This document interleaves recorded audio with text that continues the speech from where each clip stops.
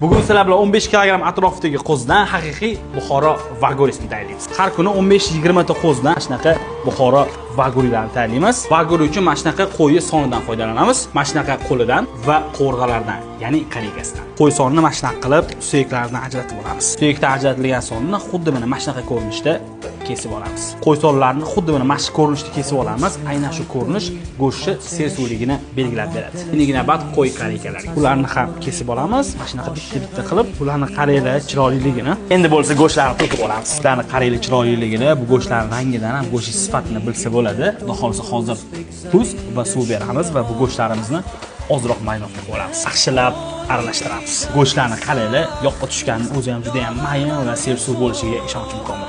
Endi bu go'shtlarimizni 4-5 soat davomida ushlaymiz va mehmonlarimizga svej, ya'ni barra holda mazali qilib qo'yib beramiz. O'zingiz ko'rishingiz mumkin qanaqa qizig'ish, mazali